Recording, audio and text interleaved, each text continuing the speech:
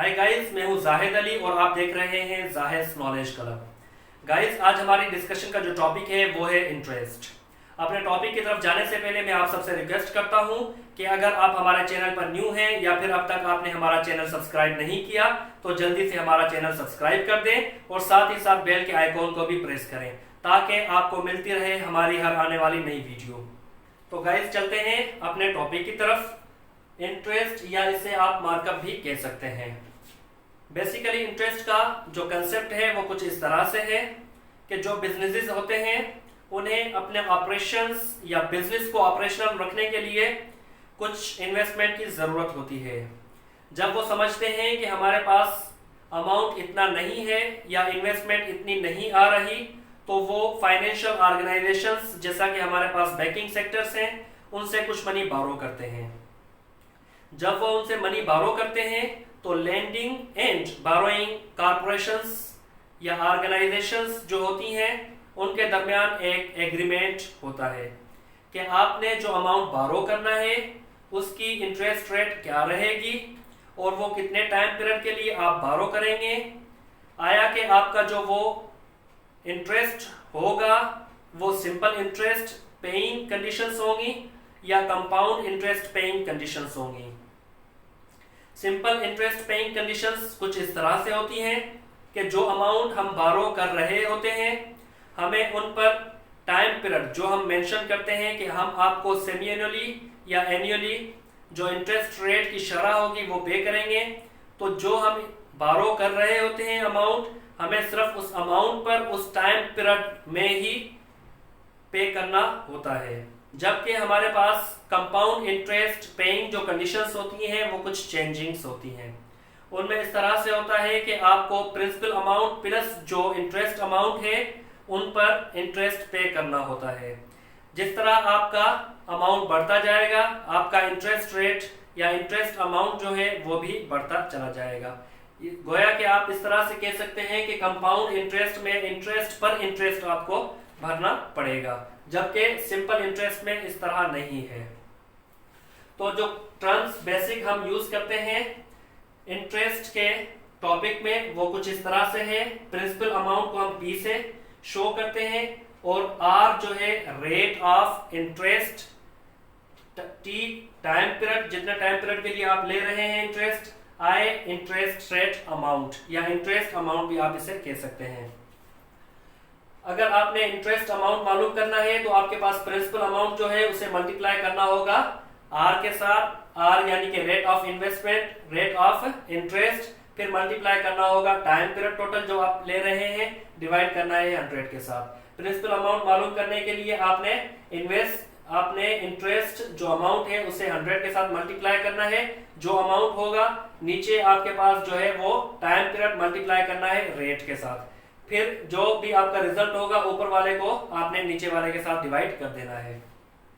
Time period find करने के लिए इंटरेस्ट अमाउंट जो आपका होगा मल्टीप्लाई करना है 100 के साथ, फिर डिवाइड कर देना है P principal amount multiply by time period के साथ। रेट मालूम करने के लिए I interest rate multiply 100 divide करना है प्रिंसिपल अमाउंट और टाइम पीरियड के साथ। जो भी रिजल्ट होगा आपने ऊपर वाले को नीचे वाले के साथ डिवाइड कर देना है। जबकि कंपाउंड इंटरेस्ट में हम जो फार्मूला इस्तेमाल करते हैं वो कुछ इस तरह से है। ए यानी कि टोटल अमाउंट आपका जो भी खड़ा होगा, फिर P आपका प्रिंसिपल अमाउंट है 1 प्लस R जो रेट होगा उसे आपने डिवाइड करना है 100 के साथ। फिर ये आपकी जो स्मॉल ब्रैकेट्स हैं वो क्लोज होंगी और ऊपर से n जो दिया गया है, n शो करता है number of period, number of period कि कितने टाइम पीरियड के लिए आप वो बारो कर रहे हैं। तो ये कुछ बेसिक फार्मूलाज हैं जो हम सिंपल इंटरेस्ट और कंपाउंड इंटरेस्ट फाइंड करने के लिए इस्तेमाल करते हैं। आइए तो हम अपने एग्जांपल्स की तरफ चलते हैं और इनके प्रॉब्लम्स जो हैं वो स्टेप बाय स्टेप सॉल्व करते हैं। तो गाइस, हमारे पास यहाँ जो एग्जांपल है वो सिंपल इंटरेस्ट की है। एग्जांपल हमारे कुछ इस तरह से है। Aslam borrows 10,000 at rate of 4% per annum for 3 years. Calculate the amount of interest he has to pay. यानी कि असलम जो है वो 3 साल के लिए 4% के हिसाब से 10,000 रुपए बारो करता है। तो हमें यहाँ फाइंड करना है कि 3 साल में उसने कितना अमाउंट पे करना होगा। तो जो फार्मूला है वो हम कुछ इस तरह से यूज करते हैं, P into R into T divided by 100। यहाँ हमारे पास प्रिंसिपल अमाउंट जो वो बारो करता है वो है 10,000 रुपीज, रेट है 4% और टाइम पीरियड है 3 इयर्स के लिए। तो इसे हम 100 के साथ डिवाइड कर देते हैं। 2 सिफर्स हम यहां से इसके खत्म करते हैं, 2 सिफर्स इसके खत्म हो जाते हैं, तो रिमेनिंग अमाउंट 100, 4 एंड 3। जब 100 को 4 के साथ हमने मल्टीप्लाई किया तो 400 को जब हमने 3 के साथ मल्टीप्लाई किया तो हमारा ये हुआ 1200। गोया कि हमें मालूम हुआ असलम हैज टू पे 1200 at the end of 3 years. Aslam ने 3 साल में जो अमाउंट पे करना है इंटरेस्ट का वो 1200 है। अगर हम एनुअली मालूम करना चाहें तो हम 1200 जो टोटल वो इंटरेस्ट पे करेगा उसे डिवाइड करना है 3 इयर्स के साथ, क्योंकि हम जानते हैं कि वो 3 साल के लिए बारो कर रहा है। जब हम 3 के साथ इसे डिवाइड करते हैं तो हमें मालूम होता है कि एनुअली उसको 400 रुपए पे करना होंगे। तो ये थी हमारे पास एग्जांपल सिंपल इंटरेस्ट की। मजीद इसकी एग्जांपल्स देखते हैं और वो भी सॉल्व करते हैं। गाइस नेक्स्ट एग्जांपल हमारे पास है Adnan invest 40,000 in saving scheme that pays simple interest at rate of 2% per annum. Calculate time taken for his investment to grow 44,000। यानी कि अदनान जो है वो एक स्कीम है, सेविंग स्कीम, जिसमें 40,000 इन्वेस्ट करता है और वो स्कीम सालाना 2% पे करती है इंटरेस्ट। अगर उसका अमाउंट 40 से 44,000 तक ग्रो होता है तो कितना टाइम पीरियड उसे दरकार होगा कि उसका अमाउंट कितने टाइम पीरियड में 44,000 तक बढ़ा है।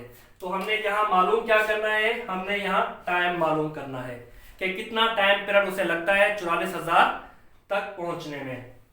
टाइम पीरियड के लिए जैसा कि मैंने आपको बताया, जो हमारे पास इंटरेस्ट अमाउंट होगा उसे मल्टीप्लाई करना होगा हमने 100 के साथ, फिर डिवाइड करना होगा principal amount into principal amount को और आर यानी कि रेट जो है उसको मल्टीप्लाई करके जो आंसर होगा उसको ऊपर वाले को नोमिनेटर को डिनोमिनेटर के साथ हमने डिवाइड करना है। तो सबसे पहले तो हम देखते हैं कि हमारे पास इंटरेस्ट है कितना। जैसा कि हमारे पास ग्रो करने के लिए 44,000 तक ग्रो करना है, हमारी इन्वेस्टमेंट जो है वो 40,000 की है, तो गोया कि हमें मालूम हुआ कि इस टाइम पीरियड में हमें जो इंटरेस्ट मिला है, इंटरेस्ट का जो अमाउंट मिला है वो 4,000 है। तो 4,000 हम यहां रखेंगे, उसको मल्टीप्लाई करेंगे 100 के साथ, फिर डिवाइड करेंगे।